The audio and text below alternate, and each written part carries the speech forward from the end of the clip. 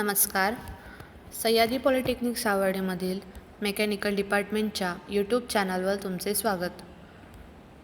मी स्नेहल जाधव आज तुम्हाला semester 3मधील strength of material या विषयाला सुरुवात करणार आहे. यामध्ये आपण मोमेंट ऑफ इनर्शिया हा जो फर्स्ट टॉपिक आहे याला सुरुवात करणार आहोत. या टॉपिकमध्ये पहिला पॉईंट असणार आहे तो म्हणजे concept of moment of inertia हा आपण नीट समजून घेणार आहोत. तुम्ही सगळे फॅमिलियर असाल की एक बॉडी जर एक रेस्ट कंडिशनला असेल आणि तिला एका पॉईंटपासून दुसऱ्या पॉईंटपर्यंत मुवमेंट द्यायची असेल तर तिला एक एक्सटर्नल फोर्स रिक्वायर्ड असतो, बरोबर. तरच ती बॉडी एका जागेवरून दुसऱ्या जागेवर मूव्ह होणार. एक कन्सिडर करा, एक वॉल आहे आणि तिला आपण फोर्स अप्लाय केला आपल्या हाताने, बरोबर. आणि ती वॉल एका जागेवरून दुसऱ्या जागेवर मूव्ह होईल का? नाही. का? तर ती वॉलचं वेट मास हे जास्त असणार आहे कंपेअर टू आपल्या हातांपेक्षा आणि आपण जो फोर्स अप्लाय करणार आहोत त्यापेक्षा. त्यामुळे तो जो फोर्स आहे तो कमी बसणार आहे ती वॉल मूव्ह करण्यासाठी, बरोबर. फोर्स रिक्वायर्ड आहे. जर आपण त्या वॉलला फोर्स दिला पण तरीही ती वॉल मूव्ह झाली नाही, पण आपण फोर्स देतो आहे पण ती तरीही अजून त्या रेस्ट कंडिशनलाच आहे. म्हणजे जर आपल्याला जी बॉडीची जर रेस्ट कंडिशनमधून एका युनिफॉर्म मोशनमध्ये जर आपल्याला हवी असेल तर फोर्स हा डिपेंड आहे मास ऑफ द बॉडीवर, बरोबर. तर आपण आता बघणार आहोत की मोमेंट ऑफ फोर्स कसा काढतात हा तुम्ही मेकॅनिक्समध्ये शिकलेला आहात. तर product of force multiply by perpendicular distance of any point, बरोबर.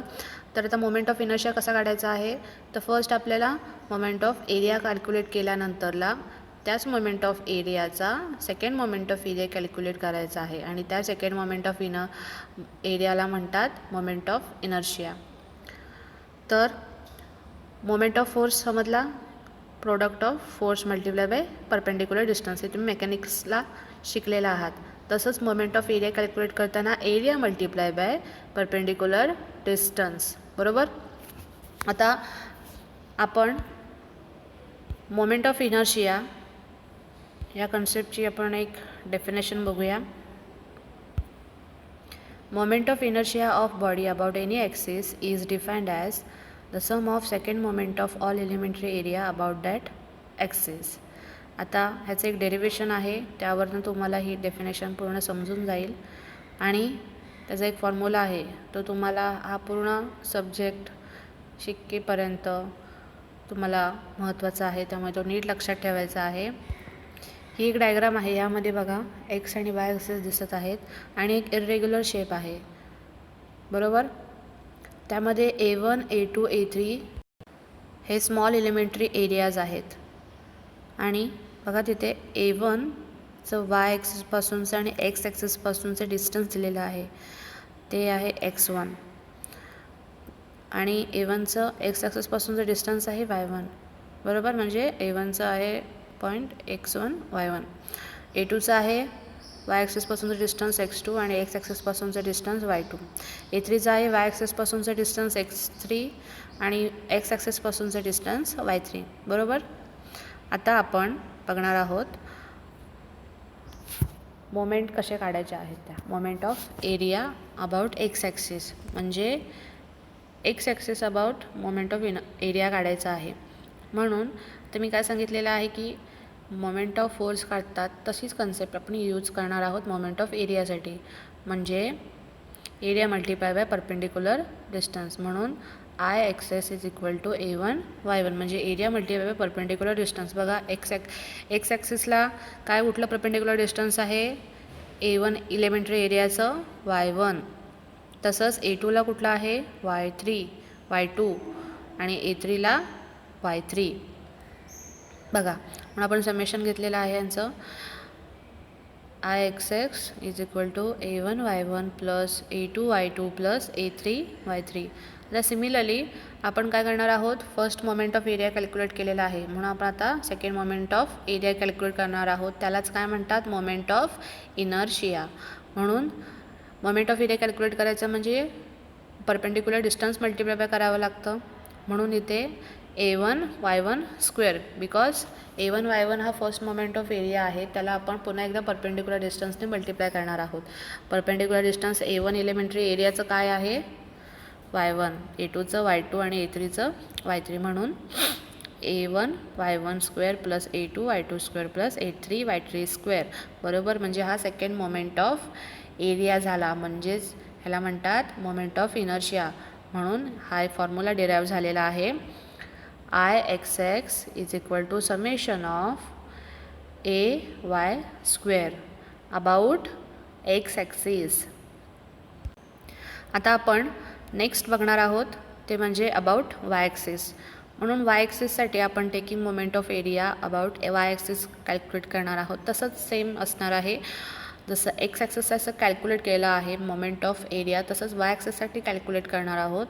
म्हणून IYY is equal to area multiply by perpendicular distance of that about axis. म्हणून A1 x1 plus A2 x2 plus A3 x3. आता पुन्हा एकदा आपण second moment of area घेणार आहोत बरोबर. बघा डायग्राममध्ये बघा, वाय ॲक्सिसपासूनचं A1 A2 आणि A3चं डिस्टन्स आहे x1. बघा A1चं वायपासूनचं डिस्टन्स आहे x1, A2चं काय आहे x2, A3चं आहे x3.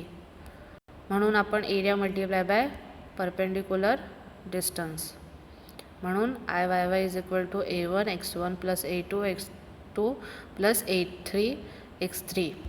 सिमिलरली आपण पुन्हा एकदा second moment of area calculate करणार आहोत about Y axis. Second moment of area म्हणजेच मोमेंट ऑफ इनर्शिया. म्हणून अबाउट वाय ॲक्सिस घेणार आहोत IYY is equal to A1 x1 square. x1 square का तर मल्टिप्लाय बाय परपेंडिक्युलर डिस्टन्स असणार आहे. म्हणून A1 x1 square plus A2 x2 square plus A3 x3 square. आता हे सगळे समेशनमध्ये आहेत म्हणून समेशन ऑफ AX स्क्वेअर हा झाला मोमेंट ऑफ इनर्शियाचा दुसरा फॉर्म्युला अबाउट वाय ॲक्सिस. आता दिलं इथे बघा इक्वेशन 1 and 2. हे फर्स्ट इक्वेशन आहे about X axis, summation of A multiply by Y square. आणि हा सेकंड फॉर्म्युला आहे IYY is equal to summation of AX square. Equation of 1 and 2 given the formula for moment of inertia about x axis and y axis respectively बरोबर. आता unit of moment of inertia असा represent करतात m.I. Unit काय असू शकतं आता मला सांगा. एरिया आणि मल्टिप्लाय बाय परपेंडिक्युलर डिस्टन्स आहे. एरियाचं युनिट काय असणार आहे mm स्क्वेअर और सेंटीमीटर स्क्वेअर बरोबर. आता मल्टिप्लाय बाय परपेंडिक्युलर डिस्टन्स केल्यामुळे अजून एक mm आणि सेंटीमीटर आला म्हणजे, आणि इथे आपण सेकंड मोमेंट घेतो आहे म्हणून डबल डिस्टन्स आहे. म्हणून mm⁴ और cm⁴ हे आहे मोमेंट ऑफ इनर्शियाचं युनिट. mm⁴ और cm⁴ और m⁴. मला वाटतं की तुम्हाला हा मोमेंट ऑफ इनर्शिया हा टॉपिक नीट समजला असेल. जर तुम्हाला काही क्वेरीज असतील तर प्लीज कमेंट करा, आणि जर पुन्हा समजला नसेल तर पुन्हा हा व्हिडिओ पुन्हा एकदा बघा, कारण हा जो पॉईंट आहे concept of moment of inertia ह्याच्यामध्ये जो आपण फॉर्म्युला डिराईव्ह केलेला आहे तो खूप महत्त्वाचा आहे. हा जो स्ट्रेंथ ऑफ मटेरियल टॉपिक आहे यामध्ये हा फॉर्म्युला तुम्हाला पूर्ण सब्जेक्ट संपेपर्यंत यूज करायचा आहे. आणि तुम्ही अजूनही कुठले सब्जेक्ट शिकाल त्यामध्ये मोमेंट ऑफ इनर्शिया जर कॅल्क्युलेट करायला लागला तर तुम्हाला हा फॉर्म्युला गरजेचा आहे. त्यामुळे हा व्हिडिओ तुम्ही पुन्हा बघा. जर समजला नसेल तर जर काही क्वेरीज असतील तर प्लीज मला कमेंट करा. आणि प्रत्येक आपण व्हिडिओजमध्ये मी तुम्हाला एक क्वेश्चन देणार आहे, त्याचं तुम्ही व्यवस्थित प्रिपरेशन करायचं आहे. तर नोट डाऊन करा. तो क्वेश्चन आहे define the moment of inertia आणि derive the formula. Okay, thank you.